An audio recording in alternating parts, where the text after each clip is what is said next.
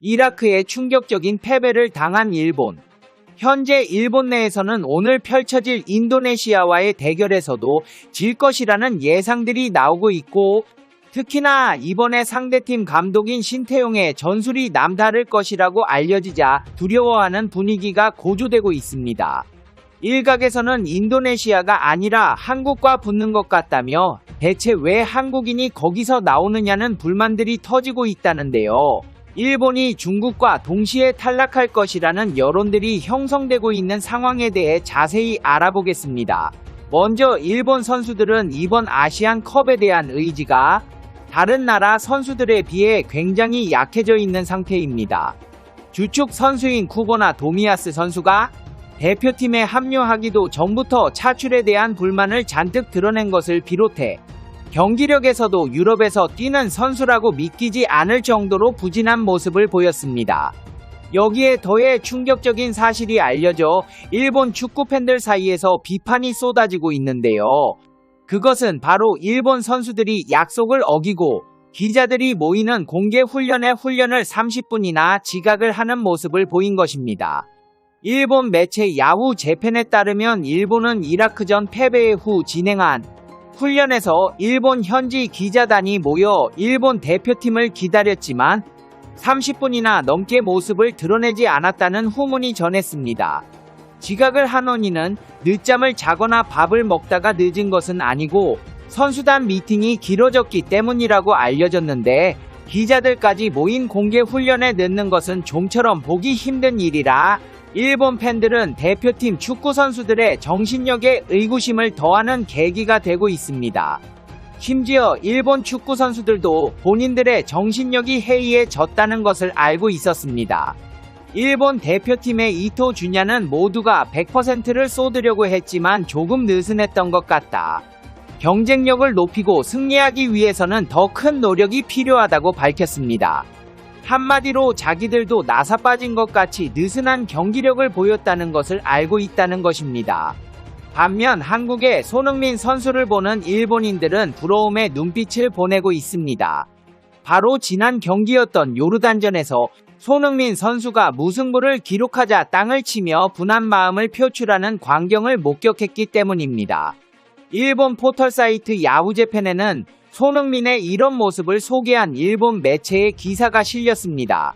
이 기사에 달린 댓글 중에는 무려 1,500개가 넘는 공감을 받은 글이 있는데, 그 내용을 살펴보자면 일본의 어느 선수도 이런 식으로 반성하고 아쉬워하지 않았다.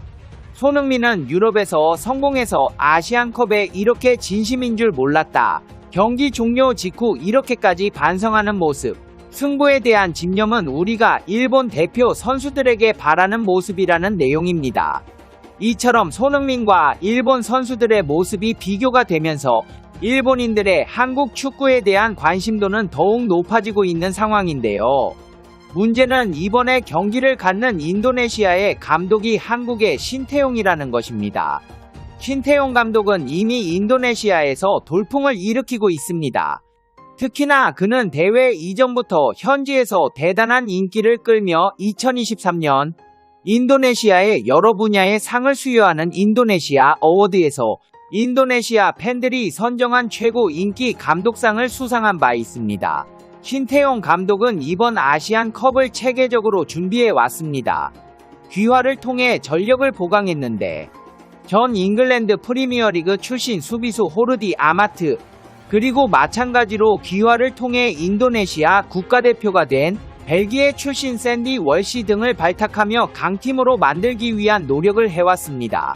게다가 신태용 감독이 이끄는 인도네시아 축구대표팀은 역사상 첫 아시안컵 토너먼트 진출 가능성이 높아졌습니다. 중국이 아시안컵에서 1득점도 기록하지 못하는 부진 속에 아시아 최강 일본과의 격돌을 앞두고 부담도 덜었습니다.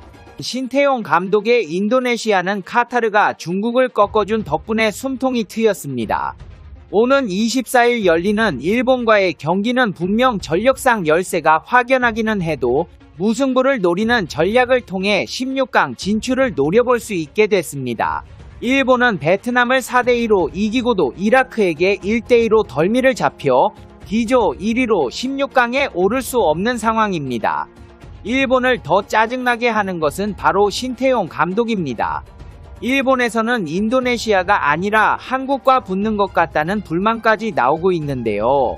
인도네시아 축구 역사상 처음으로 아시안컵 조별리그 통과를 노리는 신태용 감독은 이 같은 일본인들의 불만에도 아랑곳 없이 일본은 내가 잘한다며 일본 격침을 준비하고 있다고 알렸습니다. 그는 인터뷰를 통해 일본은 좋은 팀이고 국제축구연맹 랭킹도 우리보다 훨씬 높기 때문에 힘든 경기가 될 것이다. 잘 준비해서 좋은 경기, 멋진 경기를 하고 싶다. 인도네시아 축구가 계속 발전하고 있다는 걸 보여주겠다. 여러 가지 시나리오는 분명히 있다고 생각한다. 솔직히 그 결과가 일찍 나왔으면 더 행복하고 좋겠다. 현재로서는 그 부분에 대해 단 1%도 생각하고 있지 않다. 우리가 내일 어떻게 일본과 경기할지에 대해서만 준비하고 있다. 우리 팀에는 일본에서 뛴 수비수 아르안이 있다. 하지만 아르안이 일본에 대해 조언해준 건 없다. 내가 일본에 대해 훨씬 많이 알고 있다. 나는 오랫동안 일본을 분석했다. 한국 출신으로 일본을 상대하는 의미가 남다르다. 선수 생활을 할 때부터 지도자까지 일본과 많이 대결했다. 현재는 일본이 우리보다 좋다. 배운다는 느낌으로 좋은 경기를 하고 싶다. 큰 대회에서 일본을 만나게 돼 감회가 새롭다. 이라크와 인도네시아는 피지컬 등이 다르다. 우리는 다른 쪽으로 일본을 준비하고 있다. 이라크가 잘했던 부분을 따라할 수는 없다. 다른 쪽에 접목해서 일본전을 치르겠다. 이번 대회 인도네시아는 동남아시아 축구를 대표한다. 나도 동남아 축구가 발전했다고 느낀다. 태국, 베트남, 말레이시아, 인도네시아 4개 팀은 아시아 변방이 아닌 쪽으로 가고 있다. 이제는 동남아 축구를 쉽게 생각하면 안 될 것이라고 강조했습니다. 신태용 감독의 인도네시아는 일본이라는 거함을 무너뜨리는 자이언트 킬링을 달성해 16강 진출의 역사를 쓰겠다는 포부를 드러냈습니다. 선수들도 들뜰 수도 있는 분위기지만 신태용 감독은 오후 훈련에서도 마찬가지로 일본전만 바라보는 마음으로 접근할 것이라며 집중력을 잃지 않았습니다. 물론 인도네시아가 일본과 정면 승부를 하기에는 기본적인 전력 차이가 상당합니다. 두 팀의 국제축구연맹 랭킹만 보더라도 일본은 17위, 인도네시아는 142위이며 양 팀의 역대 전적 역시 일본이 10승 2무 6패로 크게 앞서는 상황입니다. 계란으로 바위치기라는 표현이 맞을 정도로 인도네시아가 일본을 이기기는 쉽지 않아 보이지만 신태용 감독은 변칙적인 지략으로 이전부터 강팀을 잡는 데 능했습니다. 성남 1화를 비롯해 대한민국 A대표팀과 연령별 대표팀을 지도하며 예상치 못한 강팀을 이기는 재주를 발휘했습니다. 특히 한국을 이끌고 2018 러시아 월드컵에서 당시 FIFA 랭킹 1위 독일을 2대0으로 꺾은 바 있습니다. 신태용 감독의 이력을 아는 일본 언론에서도 기사를 통해 그가 월드컵에 나섰던 감독으로 경험이 있다는 것을 안다. 러시아 월드컵에서는 그 누구도 한국이 독일을 이긴다고 예상하지 못했다. 포기하지 않고 전진하겠다고 말하며 인도네시아를 이끌고 이변을 준비하는 신태용을 경계했습니다. 인도네시아 현지에서도 흥분하는 분위기인데요. 현지 매체 안트라뉴스는 인도네시아 축구대표팀이 카타르에서 중요한 역사를 만들기 직전이다. 인도네시아의 장점은 카타르 아시안컵에서 가장 어린 스쿼드를 보유했다는 것이다. 더 많은 전투력과 정신력을 경기에 제공할 수 있다. 인도네시아가 사상 첫 아시안컵 본선 노가웃 스테이지에 진출하는 역사를 쓸 수 있는 절호의 기회를 잡았다고 자신감을 드러냈습니다. 반면 일본은 16강 진출을 확정짓기 위해선 인도네시아를 이겨야 합니다. 상황은 좋지 않습니다.